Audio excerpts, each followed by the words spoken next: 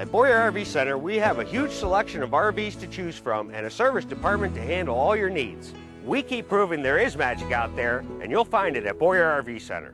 If you plan to use the highway this morning, state police urge you to use caution at the 7990 interchange. An accident yesterday afternoon between two semis shut down the 79 northbound off-ramp to the 90 eastbound on-ramp for 6 hours. Both of the trailer's loads just spilled out onto the highway, and as you can see, it's still all there. Crews plan to remove the remainder of the debris this morning.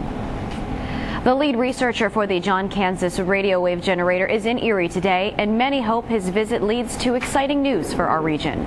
This afternoon, Dr. Stephen Curley of MD Anderson Cancer Center in Houston is touring St. Vincent Health Center, Hammett Medical Center, and the Regional Cancer Center.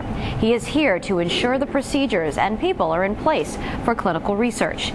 Erie is being considered as a possible test location when the Kansas generator moves from the lab to human test trials, and Dr. Curley may even make an announcement on that matter this week. Tonight, Dr. Curley will address invited guests at Gannon University on the recent research at MD Anderson. The Kansas generator uses nanoparticles and radio waves to kill cancer cells in the body while leaving healthy cells alone.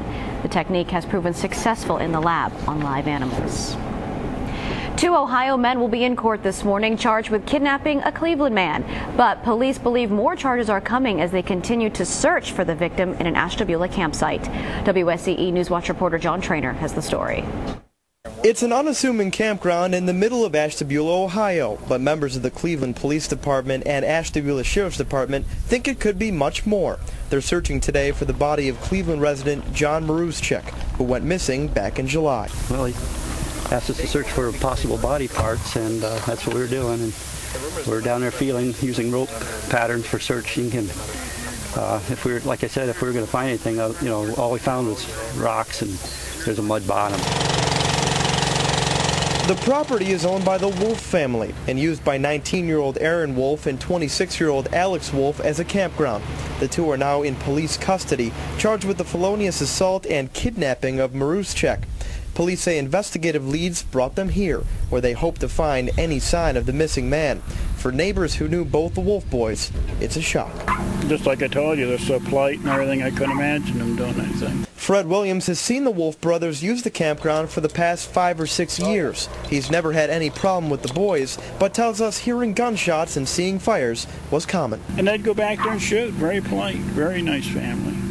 So it's another one of them deals that you hear people say you've known people for years and you can't believe they do it, and this is one of them. It was the second day for the police search here at this private campground in Ashtabula, and although no body was found, they're confident the victim did go missing somewhere in this campsite. So you're going by feel. That's how we were trained. And like I said, if there was anything in there, I'm sure we would have found it, even a body part, bones or whatever. John Trainer, WSEE Newswatch, watching out for you. Well, get ready because you're going to have to dig even deeper into your wallet to pay for natural gas this winter, and that is significantly more. WSEE Newswatch reporter Stephanie Shelkin has our Consumer Watch report. Whether you're a homeowner or a renter in northwestern Pennsylvania, come August, you're going to have to make even more adjustments to your budget. National Fuel Gas will announce August 1st its annual gas cost increase. It's expected to be a dramatic increase of 30 to 50%. That kind of increase has people worried. That's like a lot more money, and I'm a single mother with 4 children, and it's hard to pay the bills as it is. I think it's going to affect me greatly. However, I work with low-income and homeless individuals, and I believe that's going to affect them even greater. It's already hard for people to survive. It's going to make it even worse. It's crazy. It's unbelievable that they're going to do this. National Fuel Gas spokeswoman Nancy Taylor says this rate hike has nothing to do with the utility companies, instead because of higher demand. Whatever we pay for gas is what we're required to charge for gas. We're not allowed to discount it or mark it up. It's a direct pass-through. Many families in northwest Pennsylvania are going to have to make serious decisions about spending. Others wish they didn't have to use heat in the winters to begin with. Wish I lived in Florida. Stephanie Shelkin, WSEE Newswatch, watching out for you. Local farms are proving that high fuel prices are not stopping them from delivering fresh produce to area supermarkets. The local food movement is gaining momentum as the cost of fuel continues to skyrocket. According to John Mason Jr. of Mason Farms, about 60% of our produce is shipped in from either California or Florida. He says it costs anywhere from $8,000 to $10,000 for one semi to deliver produce to Erie from California. Anything coming in has a big freight charge on it right now, which is good news for the local farmer. That makes their prices a little bit more competitive because local produce doesn't have to be shipped anywhere. It's right here.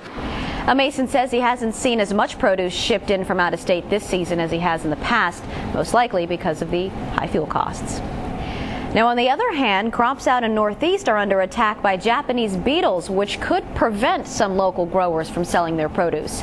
Japanese beetles feed on the leaves of up to 500 different plants, but they especially like the leaves from wine grapes.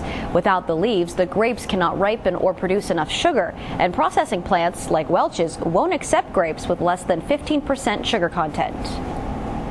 About 3 days ago, I get about $100 from each of the 4 plum trees that I have to harvest.